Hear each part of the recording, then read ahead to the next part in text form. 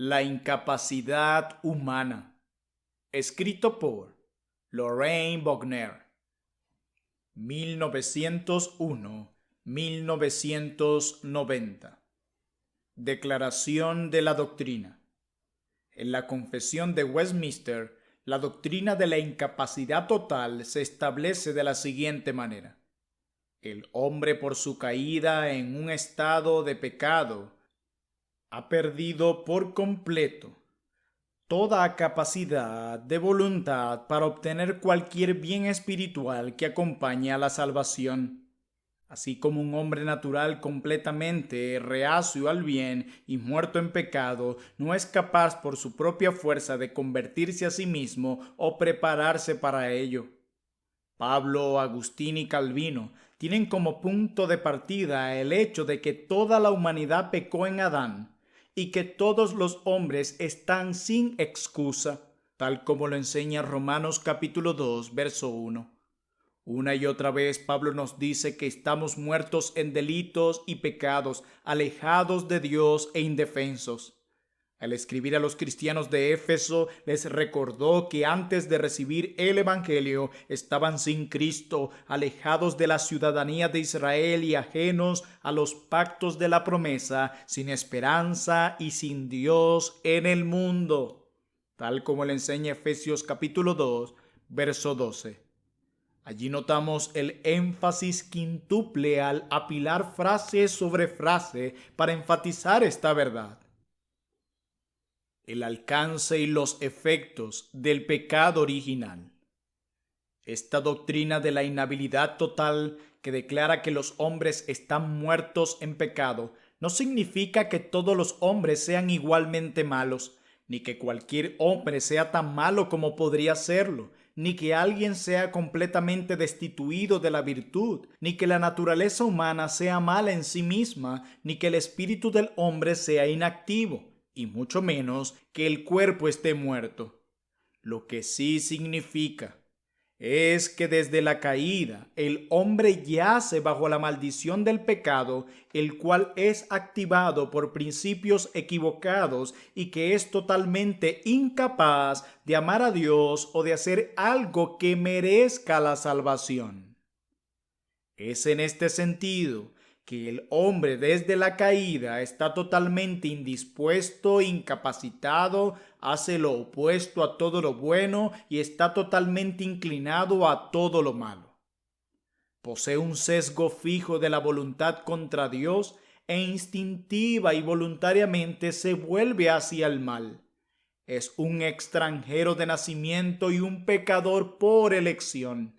La incapacidad bajo la cual trabaja no es una incapacidad para ejercer voluntades, sino una incapacidad para estar dispuesto a ejercer voluntades santas. Y es esta faceta la que llevó a Lutero a declarar que el libre albedrío es una frase vacía en la cual la realidad se ha perdido. La libertad perdida, según mi gramática, no es libertad en absoluto. En lo que concierne a su salvación, el hombre no regenerado no tiene libertad para elegir entre el bien y el mal, sino solo para elegir entre el mal mayor y el menor, que no es propiamente el libre albedrío. El hecho de que el hombre caído todavía tenga la habilidad de hacer ciertos actos moralmente buenos en sí mismos no prueba que pueda hacer actos que merezcan la salvación, pues sus motivos pueden ser totalmente erróneos. El hombre es un agente libre, pero no puede originar el amor de Dios en su corazón. Su voluntad es libre en el sentido de que no está controlada por ninguna fuerza fuera de sí mismo. Así como el pájaro con el ala rota es libre para volar, pero no puede, así el hombre natural es libre para venir a Dios, pero no puede. ¿Cómo puede arrepentirse de su pecado cuando Él lo ama? ¿Cómo puede acercarse a Dios cuando lo odia? Esta es la incapacidad de la voluntad bajo la cual el hombre trabaja. Jesús dijo: y esta es la condenación, que la luz vino al mundo y los hombres amaron más las tinieblas que la luz, porque sus obras eran malas. Y otra vez: y no queréis venir a mí para que tengáis vida. Evangelio según San Juan, capítulo 5, verso 40. La ruina del hombre reside principalmente en su propia voluntad perversa. No puede venir porque no quiere. La ayuda es suficiente si solo está dispuesto a aceptarla. Pablo nos dice, por cuanto los designios de la carne son enemistad contra Dios, porque no se sujetan a la ley de Dios, ni tampoco pueden. Romanos capítulo 8, verso 7. Asumir que porque el hombre tiene la habilidad de amar, por lo tanto tiene la habilidad de amar a Dios, es tan sabio como asumir que ya que el agua tiene la habilidad de fluir, por lo tanto tiene la habilidad de fluir hacia arriba. O razonar que debido a que un hombre tiene el poder de lanzarse desde la cima de un precipicio hacia abajo, tiene el mismo poder para transportarse de abajo hacia arriba. El hombre caído no ve nada deseable en aquel que es todo el codiciable, señalado entre 10,000, como lo enseña Cantares capítulo 5, verso 16. Puede que admire a Jesús como hombre, pero no quiere tener nada que ver con él como Dios y resiste las influencias santas externas del Espíritu con todo su poder. El pecado se ha convertido en su elemento natural, de tal suerte que no tiene ningún deseo de salvación, olvidando por completo la justicia.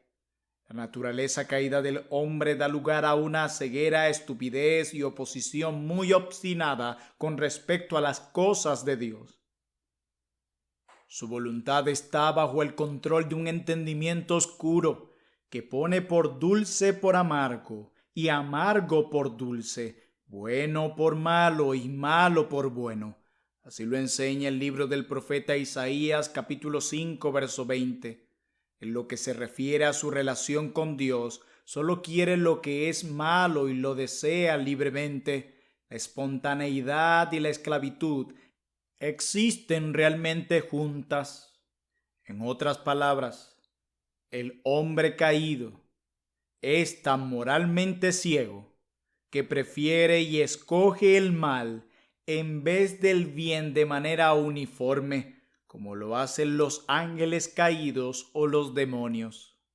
Cuando el cristiano es completamente santificado, llega a un estado en el que prefiere y elige uniformemente el bien como lo hacen los santos ángeles. Ambos estados son consecuentes con la libertad y la responsabilidad de los agentes morales. Sin embargo, mientras el hombre caído actúa así imperceptiblemente, nunca es obligado a pecar, sino que lo hace libremente y se deleita en ello. Sus disposiciones y deseos son tan inclinados, y él actúa consciente y voluntariamente desde el movimiento espontáneo del corazón. Este sesgo natural o apetito por lo malo es característico de la naturaleza caída y corrupta del hombre, de modo que, como dice Job, el hombre es abominable y vil, que bebe la iniquidad como agua. Job capítulo 15, verso 16. Leemos que el hombre natural no percibe las cosas que son del Espíritu de Dios, porque para él son locura y no las puede entender porque se han de discernir espiritualmente. Primera a los Corintios capítulo 2 verso 14. No podemos entender cómo alguien puede tener una visión clara y de sentido común de este pasaje de las Escrituras y sin embargo luchar a favor de la doctrina de la capacidad humana para hacer el bien. El hombre en su estado natural ni siquiera puede ver el reino de Dios, mucho menos puede entrar en él. Una persona inculta puede ver una hermosa obra de arte como un objeto de visión, pero no tiene ninguna apreciación de su excelencia.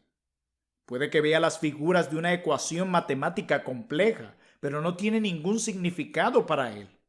Los caballos y el ganado pueden ver la misma hermosa puesta de sol u otro fenómeno en la naturaleza que los hombres ven, pero están ciegos a toda la belleza artística. Así es cuando el Evangelio de la cruz es presentado al hombre no regenerado, Puede que tenga un conocimiento intelectual de los hechos y doctrinas de la Biblia, pero carece de todo discernimiento espiritual de su excelencia y no se deleite en ellos. Lo mismo sucede con Cristo, quien para un hombre es un ser sin forma ni encanto para desearlo, pero para otro es el príncipe de la vida y el salvador del mundo, Dios manifestado en la carne, a quien es imposible no adorar, amar y obedecer. Esta incapacidad total, sin embargo, surge no solo de una naturaleza moral pervertida, sino también de la ignorancia. Pablo escribió que los gentiles andan en la vanidad de su mente, teniendo el entendimiento entenebrecido, ajenos de la vida de Dios por la ignorancia que en ellos hay, por la dureza de su corazón. Efesios capítulo 4, versos 17 al 18. Y otra vez, porque la palabra de la cruz es locura a los que se pierden, pero a los que se salvan, esto es, a nosotros, es poder de Dios. Primera a los Corintios capítulo 1, verso 18. Cuando escribió acerca de cosas que ojo no vio, ni oído oyó, ni han subido en corazón de hombre, son las que Dios ha preparado para los que le aman, se refirió no a las glorias del estado celestial, como se supone comúnmente, sino a las realidades espirituales de esta vida que no pueden ser vistas por la mente no regenerada, como se pone de manifiesto en las palabras del siguiente versículo. Pero Dios nos las reveló a nosotros por el Espíritu. Primera a los Corintios, capítulo 2, verso 10. En una ocasión Jesús dijo: Nadie conoce al Hijo sino el Padre, ni el Padre conoce a alguno sino el Hijo, y aquel a quien el Hijo lo quiera revelar. Mateo capítulo 11, verso 27. Aquí se nos dice claramente que el hombre en su naturaleza no regenerada y no iluminada no conoce a Dios en ningún sentido digno, y que el Hijo es soberano en la elección de quien entrará en este conocimiento salvador de Dios. El hombre caído entonces carece del poder del discernimiento espiritual. Su razón o entendimiento está cegado, y tanto sus gustos como sus sentimientos son pervertidos. Y puesto que este estado de su mente es innato como condición de la naturaleza del hombre, está más allá del poder de su voluntad el cambiarlo. Más bien, controla tanto los afectos como sus preferencias. El efecto de la regeneración se enseña claramente en la comisión divina que Pablo recibió en su conversión, cuando se le dijo que debía ser enviado a los gentiles, para que abra sus ojos, para que se conviertan de las tinieblas a la luz y de la potestad de Satanás a Dios. Hechos capítulo 26, verso 18. Jesús enseñó la misma verdad bajo otra figura cuando dijo a los fariseos: ¿Por qué no entendéis mi lenguaje? Porque no podéis escuchar mi palabra. Vosotros sois de vuestro padre el diablo, y los deseos de vuestro padre queréis hacer. Juan capítulo 8, versos 43 al 44. Ellos no podían entender ni siquiera escuchar sus palabras de una manera inteligible. Para ellos sus palabras eran solo tonterías, locura, y lo acusaron de ser poseído por un demonio. Solo sus discípulos podían conocer la verdad, como le enseña Juan capítulo 8, versos 31 al 32. Los fariseos eran hijos del diablo, como lo declara Juan 8:42, y esclavos del pecado, como lo declara Juan 8:34, aunque se creían libres, como lo declara Juan capítulo 8, verso 33. En otro tiempo Jesús enseñó que no puede el buen árbol dar malos frutos, ni el árbol malo dar frutos buenos. Y puesto que en este símil los árboles buenos y malos representan a los hombres buenos y malos, ¿qué significa sino que una clase de hombres está gobernada por un conjunto de principios básicos, mientras que la otra clase está gobernada por otro conjunto de principios básicos? Los frutos de estos dos árboles son actos, palabras, pensamientos que, si son buenos, proceden de una buena naturaleza, y si son malos, proceden de una mala naturaleza. Es imposible entonces que la misma raíz produzca frutos de diferentes tipos. Por lo tanto, negamos la existencia en el hombre de un poder que pueda actuar de cualquier manera sobre la base lógica de que tanto la virtud como el vicio no pueden salir de la misma condición moral de la gente. Y afirmamos que las acciones humanas que se relacionan con Dios proceden de una condición moral que necesariamente produce buenas acciones o de una condición moral que necesariamente produce malas acciones. En la epístola a los Efesios, Pablo declara que antes de la vivificación del Espíritu de Dios, cada alma yace muerta en transgresiones y pecados. Ahora, seguramente se puede asegurar que estar muerto y estar muerto en pecado es evidencia clara y positiva de que no queda ni aptitud ni poder para la realización de ninguna acción espiritual. Si un hombre está muerto, en un sentido natural y físico, de inmediato se declara su inhabilidad para realizar cualquier acción física. Un cadáver no puede actuar de ninguna manera y un hombre que se atreve a afirmar lo contrario sería recordado como alguien que ha perdido el juicio. Si un hombre está muerto espiritualmente, por lo tanto, es igualmente evidente que es incapaz de realizar ninguna acción espiritual y por lo tanto, la doctrina de la incapacidad moral del hombre descansa sobre una fuerte evidencia bíblica. Según el principio de que nada limpio puede salir de lo que es impuro, todos los que nacen de mujer son declarados abominables y sucios, para cuya naturaleza solo la iniquidad es atractiva. Por consiguiente, para volverse pecadores, los hombres no esperan hasta que llega la edad de su uso de razón. Más bien, son apóstatas desde el vientre, y tan pronto como nacen se desvían diciendo mentiras, como lo declara el Salmo 58, verso 3. Incluso son moldeados en la iniquidad y concebidos en el pecado, como lo declara el Salmo 51, verso 5. La propensión de su corazón es mala desde su juventud, y es del corazón de donde todos los asuntos de la vida proceden. Los actos de pecado, por lo tanto, no son sino la expresión del corazón natural, que es engañoso sobre todas las cosas y está desesperadamente enfermo, como lo declara el profeta Jeremías en su capítulo 17, verso 9. Ezequiel presenta esta misma verdad en un lenguaje gráfico y nos da la imagen de la recién nacida indefensa que fue arrojada afuera en su sangre y dejada a morir, pero que el Señor en su gracia encontró y cuidó. Eso lo podemos encontrar en Ezequiel, capítulo 16. Esta doctrina del pecado original supone que los hombres caídos tienen la misma clase y grado de libertad para pecar bajo la influencia de una naturaleza corrupta que el diablo y los demonios, o que pueden actuar correctamente bajo la influencia de una naturaleza santa como los santos en gloria y los santos ángeles.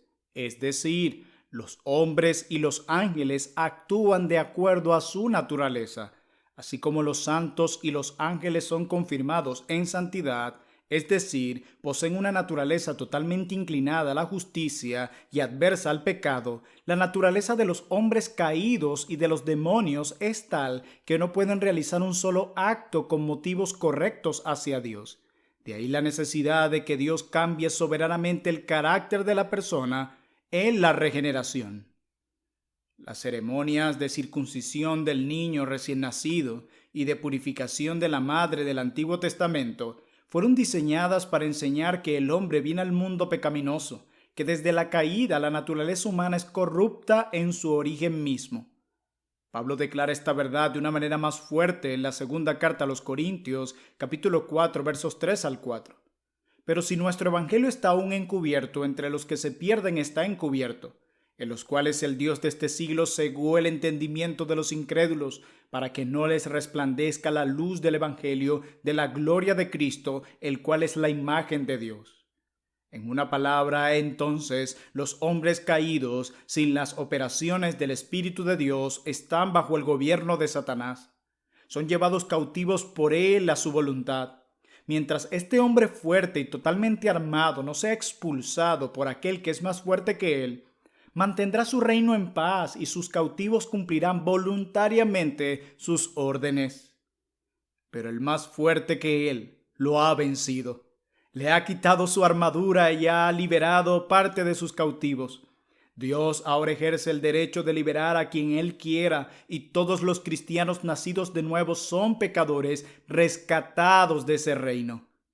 Las Escrituras declaran que el hombre caído es un cautivo, un esclavo dispuesto al pecado y completamente incapaz de liberarse de su esclavitud y corrupción.